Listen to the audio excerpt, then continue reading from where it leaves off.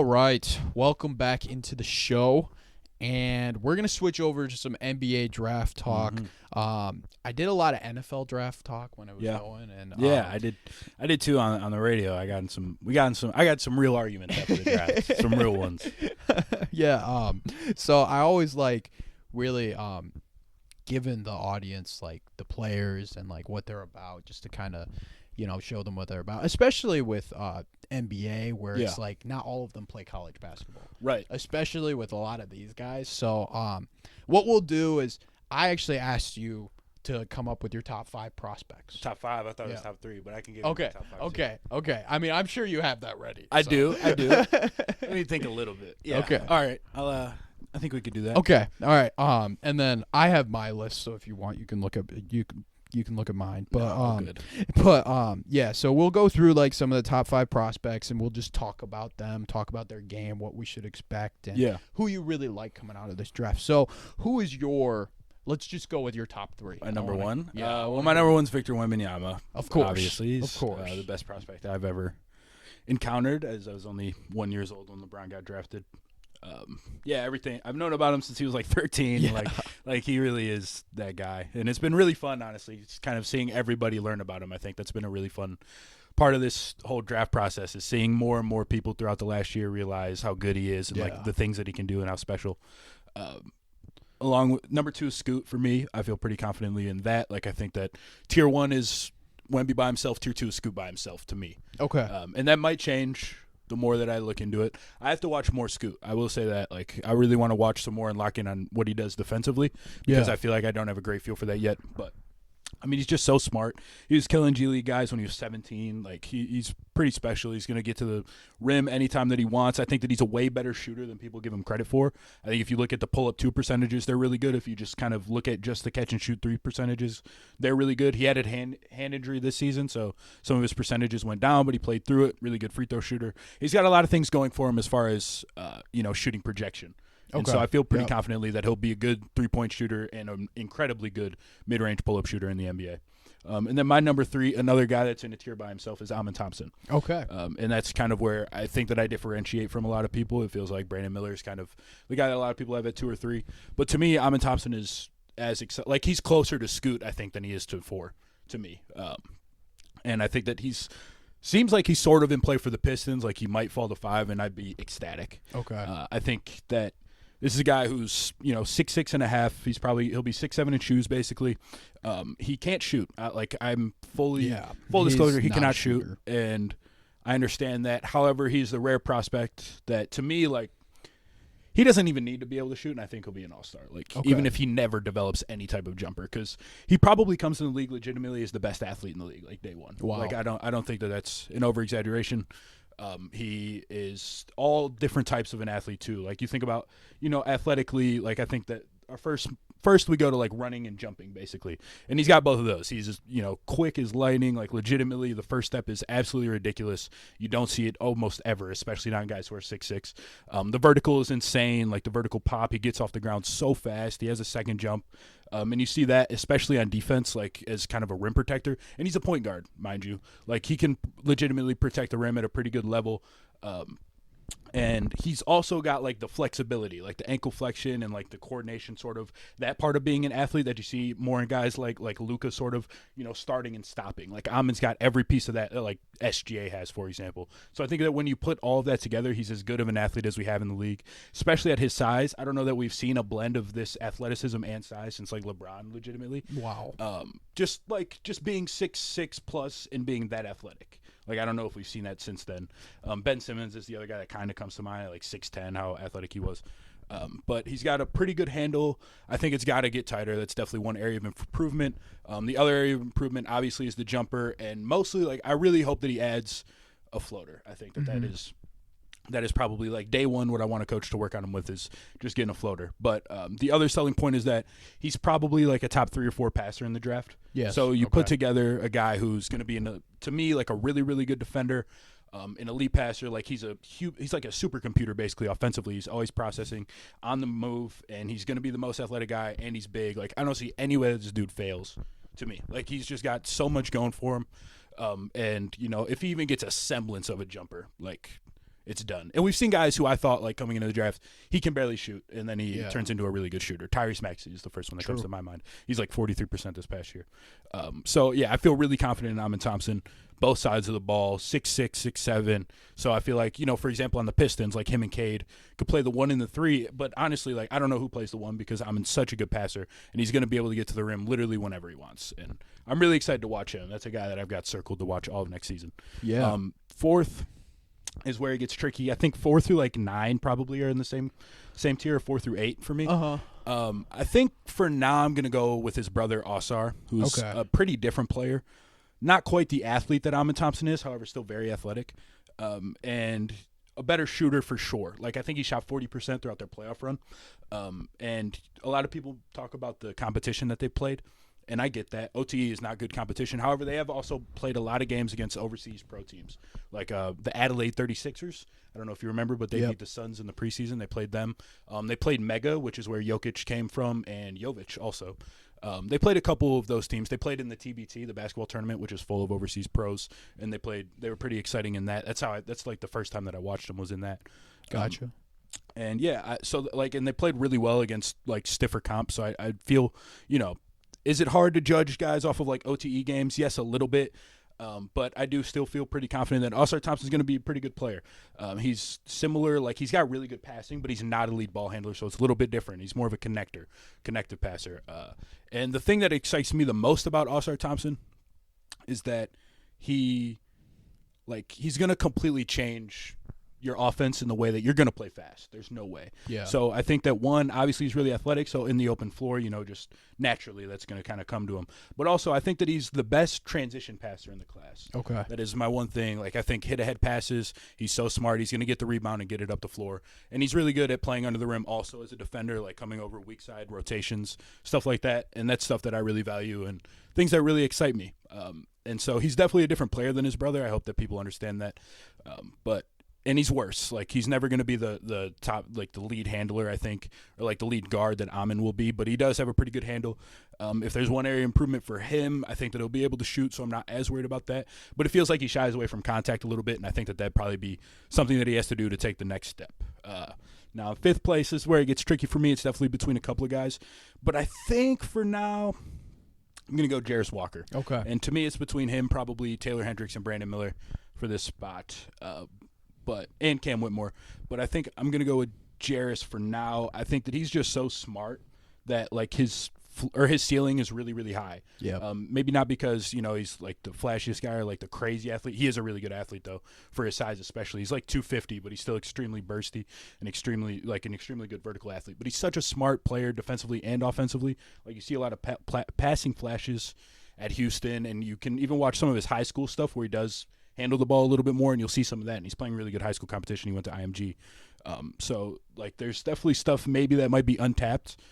I worry a little bit. Like, I wish that he was, like, 2 inches taller. He's only about 6'7". Yeah. But, it wouldn't surprise me if he was just, like, the perfect 4 for a really good team. Like, he's going to be such a good passer and such a quick processor that I think that maybe even if the jumper doesn't come with him, he only shot, like, 34% on pretty low attempts. Even if that doesn't come with him, he'll be an effective player. Yeah, I mean, 100%. And you going through all the names, and I was like, man, like, you really did your homework. I do, yeah. I like the draft a lot. I haven't gotten super deep into it, but I haven't gotten super deep into it, like, in the fact that I haven't scouted a lot of, like, the second round guys at all, or even, some of the late first guys, which I'll probably do in the next 2 weeks, hopefully. But yeah, at the top of the guys that I think the Pistons might get, I've done my homework on. 100% fair. And, like, so you want Amin Thompson, yes, right? Yeah, I think that's easily, like, that would be the best case scenario to me. And are you worried about, like, his non-shooting ability? Or? Sure, like, for sure. I think that, like, to be a superstar, he needs the jumper. But if he gets the jumper, he'll probably be a superstar. But I think that he could be an all-star level guy without the jumper. Like, it's just so, like, he just has so much kind of going for him.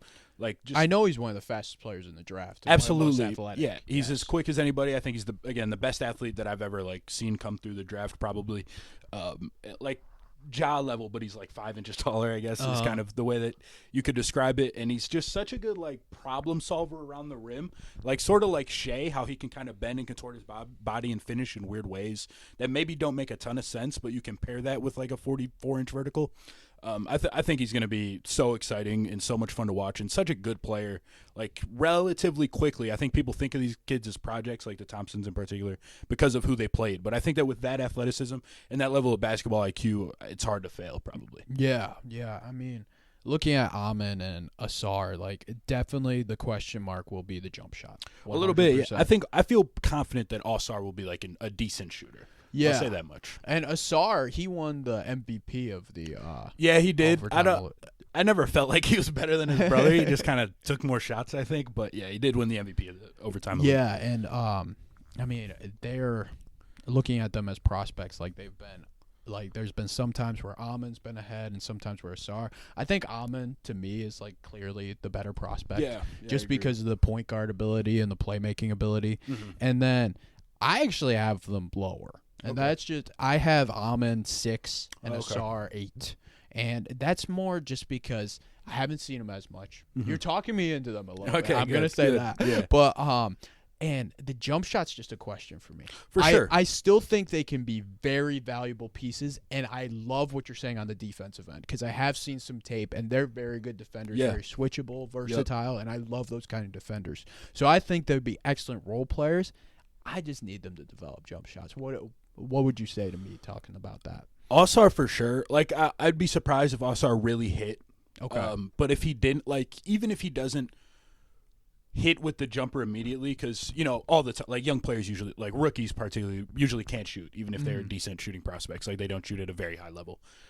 And so I don't think year one Asar will be able to shoot great. Like I wouldn't be surprised if he was like 31% maybe, 32% from 3. But like even if you just like stuck him, you got a guy like Asar who I think is like, I mean, obviously you don't know for sure, but it feels like he's a really hard worker and he cares a lot. And, it seems like he's really smart. And again, like he's going to up your pace a lot, which is something that I really like. And I feel like that's a key point to a lot of the best offenses in the league is that even after makes, they're moving. Yeah. And I think Asar will bring that to a team immediately. And another thing about Asar that I like one of the micro skills, he's like the most accurate lob passer. I feel like Duran's would love playing with him. Okay, you know what I mean? Like he's just so accurate. He throws the ball on a dime. It feels like, and you see that with the hit ahead passes too, like I mentioned. But yeah, like he'll need a jumper, I think, to really be like a really good starter. Okay, that would be my take. And I think could be an all-star level guy without it. But again, if he does get it, like look out, he'll probably be the second best guy in this class running away. Yeah, 100%. And let's move over now to the top. I want to talk about Wembanyama and Scoot Henderson just a little bit. Yeah. Talk to me about just how rare it is to have like these two prospects in the same draft and just how talented these guys are, really. It's interesting. I'm excited to watch more Scoot. But what I've watched is definitely really, really, insane. Especially, like I mentioned, like I've kind of really honed in on his offense thus far. And I really want to take a look at his defense because, like, if his defense is what I think, like, it could be maybe if it's there, faster already or there's more of it than, I anticipate. Because he's 6'2", like, and that's definitely the knock on him. But he has a 6'9" wingspan, and he's a crazy athlete, and he's really smart. So it feels like he should be like a decent defender. However, 6'2" is still going to get you targeted a little bit. But yeah, like he'd go number 1, I think, in a lot of classes. I think that there's at least like Zion's probably a better prospect. Cade is probably a better prospect. Maybe the defense will move me in another direction. But outside of that, like he would have went number 1 last year, I think. I feel pretty confident about that. Yeah, I feel like he's very similar. It feels like he could go number 1 in a lot of seasons. I feel like he's very similar as a prospect, probably just like a tad better prospect-wise than Markelle Fultz. Interesting. Markelle, I think, had more of the jumper, maybe. Yes, like more of the jumper, for sure. Yeah. But I understand. Like that's not a bad. Like I think that they're probably neck and neck. Yeah. I've sort of like all the small athletic guards kind of get thrown. Like Derrick Rose and John Wall, come to mind a little bit, and I understand that, especially John Wall, because I think the passing with John Wall is similar to Scoots as opposed to Derrick Rose. But yeah, I think he's definitely a guy that could go number 1 in a lot of drafts. And Wembanyama, obviously, just like he's the best defensive prospect, I think, since I've been ever probably. There's no way that he's not a defensive player of the year guy like by year 2. Yeah. He's 7'5" and is mobile and has good shot timing. Like there's nothing There's no way. Like, he's gonna bend the geography or the geometry, not geography. He's gonna bend the geometry of the court, I think, in ways that we've never really seen. And like, to me, it just feels like think about how long a career Boban has had just by like being tall. Yep. And like having okay touch around the hoop. Like, and he's like sort of valuable, and he's like a pretty good offensive player. And most of that is just from he's tall. Well, now you have that guy, the guy who's like that tall, but then also he can dribble and shoot and pass, and get to where he wants on the court. Yeah, I mean, he's literally the perfect prospect for pretty this much, type of NBA. Which, I mean, he's the perfect prospect for probably any NBA, but especially this one. Like it's because his floor. I think that his floor comes from his defense. Yeah, like his floor is super high because defensively he's going to be elite no matter what. Like he's gonna put your team he's gonna have the Spurs in the top 6 or 7 defenses in the league throughout his entire career, basically, probably. Him and Sohan. That's a pretty fun duo, I think, defensively.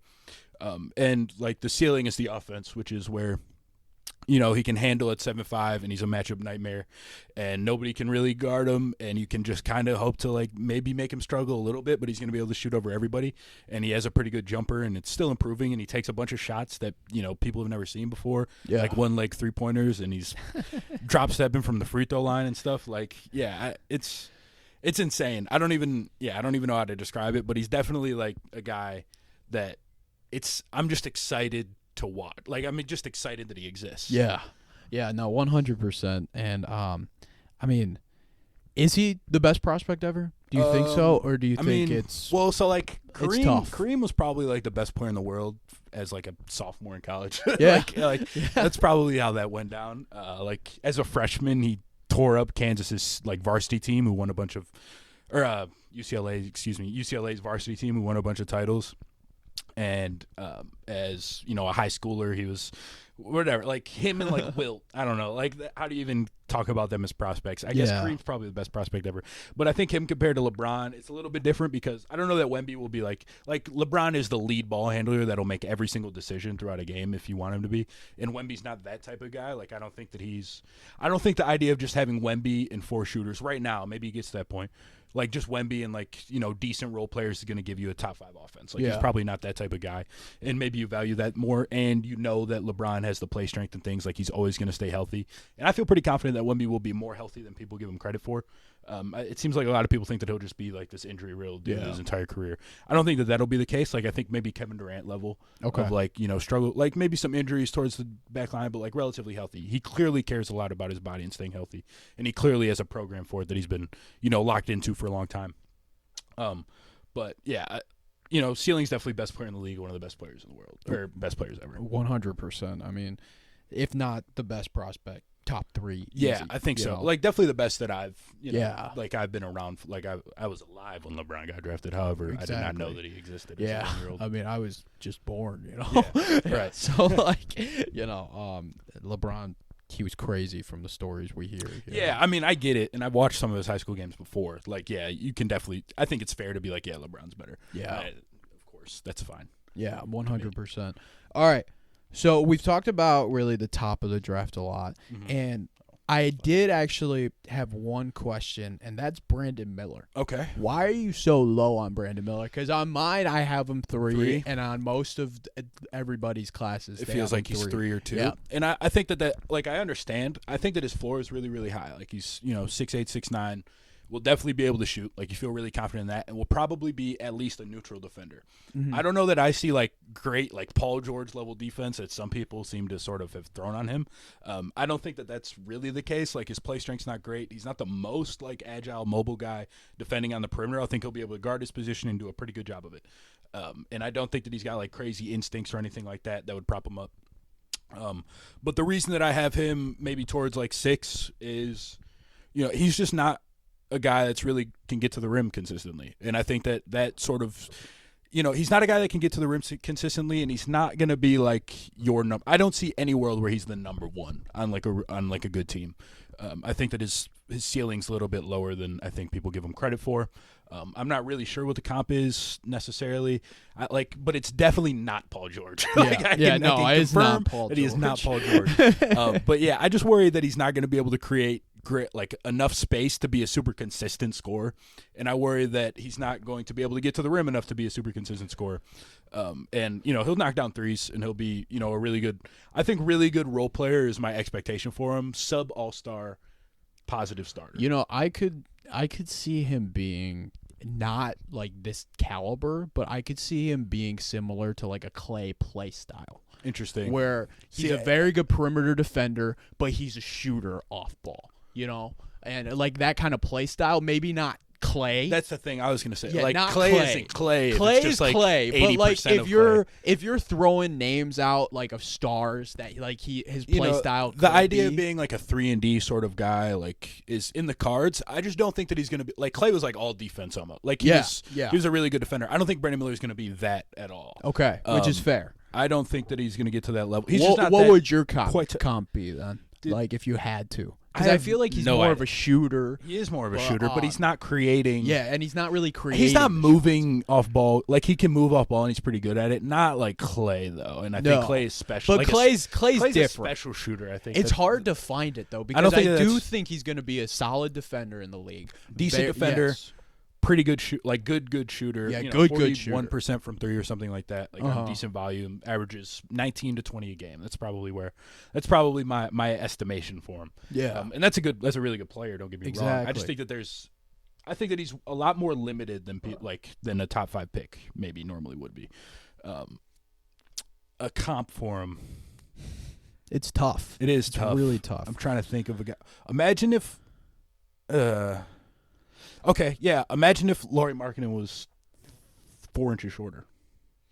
I like that, but he can move a little bit more. Like, I like Lauri he gets downhill a little bit, probably a little bit more than Brandon Miller does, and I think that he draws free throws at a little bit higher rate than Brandon Miller will. But like Lauri Markkanen kind of makes his bread and butter, like coming off screens, off ball, like doing a pretty decent job of that, and using his length to impact things in that way. Decent rebounder, like decent play, like decent passer. Lauri's not great. Brandon Miller's probably a better passer, but I think offensively, like maybe that could be it. I don't know that it'll be. Lauri Markkanen was really good this season, and I don't know if Brandon Miller will be that good. But maybe like that. Maybe Turbo Bojan Bogdanovic. Okay. That's where I'll go with it. Okay. A little cross-racial cop. You don't get those often. Yeah. We don't. Yeah, no, that's awesome. Yeah. Turbo Bojan. That's where I'll go. Turbo Maybe Bojan. Not quite the shooter that Bojan is, but like sort of like in that way that he's just like a really good shot maker, and you can run plays for him, and he'll be way better than Bojan on defense, though. 100%. All right.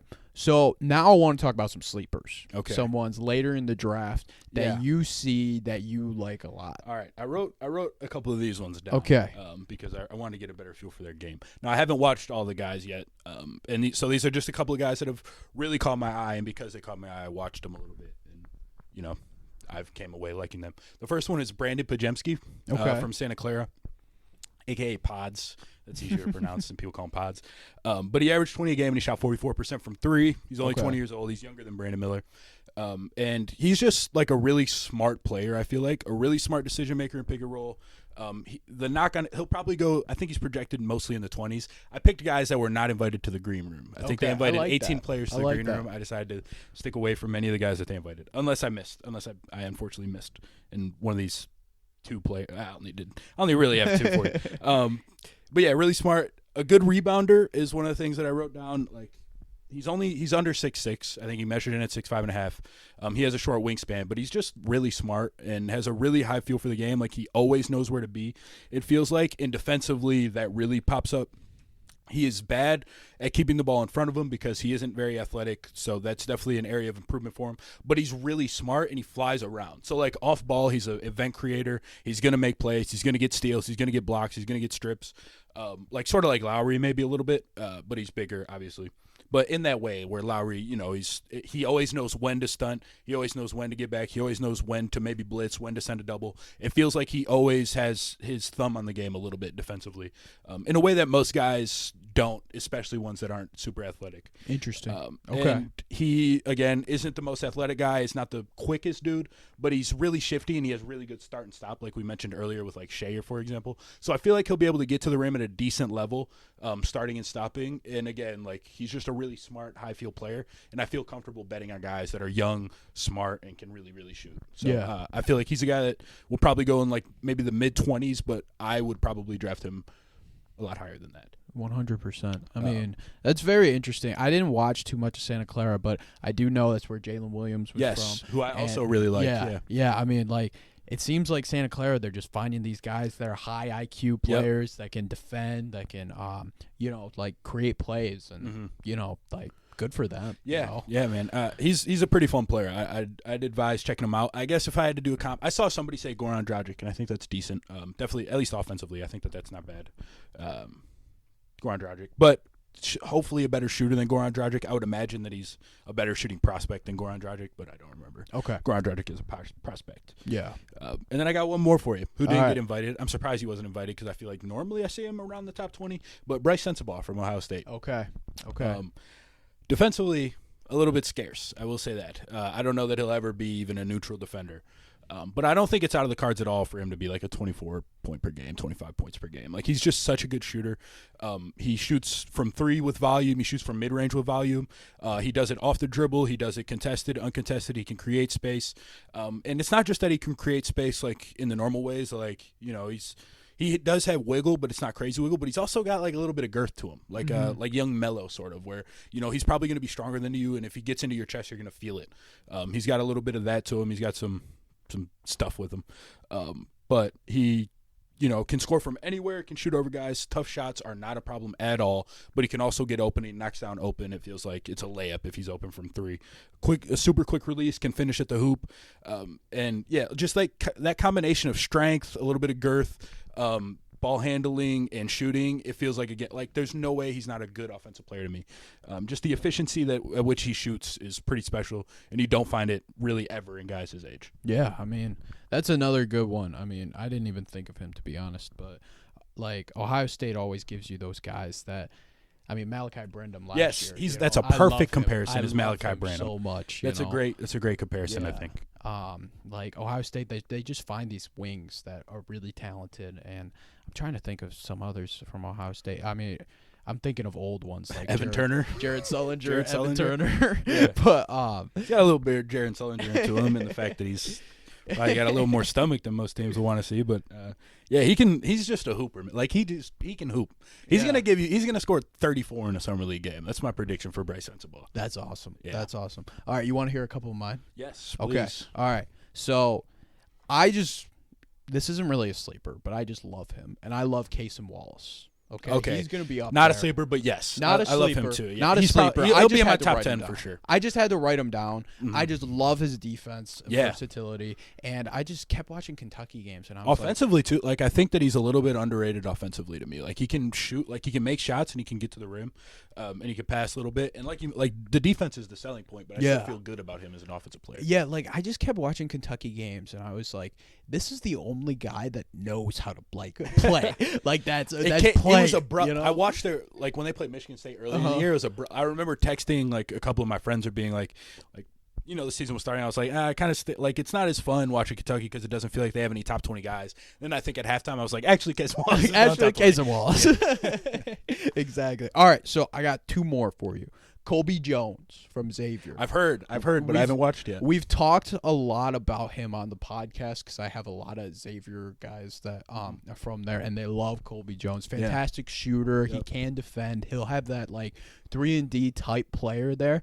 In the tournament, I thought he was meh. He didn't play the greatest, and that's where I really watched college basketball a lot because I was zoned in on Oakland all year. But really, with him, I just think the shooting's going to translate, and I think he's going to have that body to really be an impact role player. I think he's 6'6". Okay. And, I mean, not the best height you want from 3-and-D, wing type. But it's pretty good. I mean, it's pretty good. Two or three, I think that – I don't know. I haven't watched him yet, but yeah, I mean, that definitely sounds intriguing. Like you mentioned, just kind of 3-and-D. That's a great basis to build something off of. Exactly. I really like looking at the wings, and this leads me into actually my next one is Gigi Jackson. I wanted to mention South Carolina. I want to mention him too. No, I love him. Yeah, he's I awesome. love him.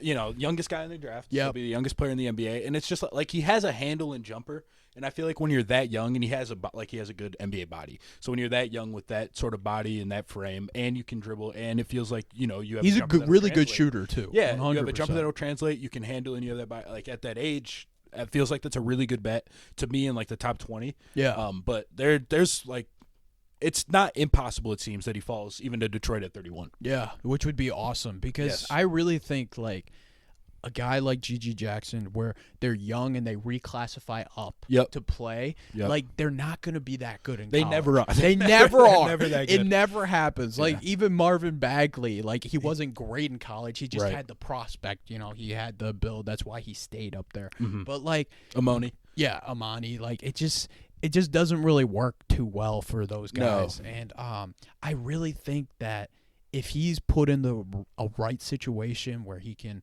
you know, develop slowly and under control, I think it's going to be really good for him. Yeah, you know? I agree. I hope that he goes to a team that's young but can like sort of put those resources into him Yes. developing a little bit.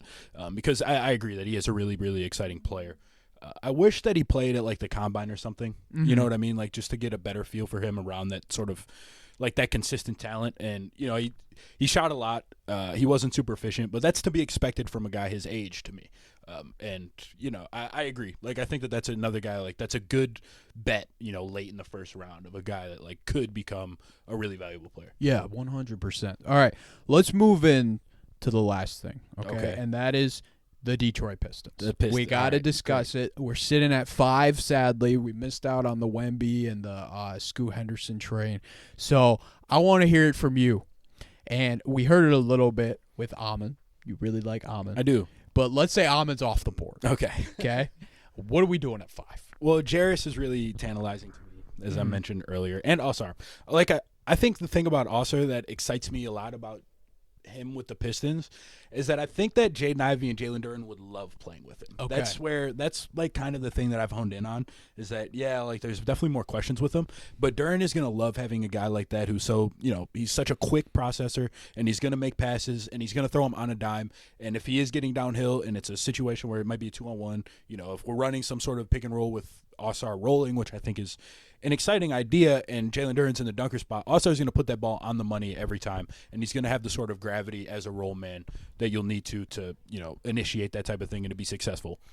And with Jaden Ivey, Osar, again, like I mentioned, he's going to completely change your offense and make it go. Like you're going to be running a lot with Oscar Thompson, and I think that Jaden Ivey could definitely thrive in that type of, you know, situation. And Jaden Ivey's a good half court player too, but I think that, you know, the more that Jaden Ivey gets out and runs, probably the better for the Pistons. 100%. Like I like that, especially the running aspect, because that's where I think Ivy would thrive 100%. Because there's times where he's just going too fast, man. Yeah, but I think that he figured it out the back half of the year especially, and not just because like he figured that part out and the game slowed down to him, which it did, but also I think that he felt really comfortable taking pull-up jumpers because they started going in more. Really.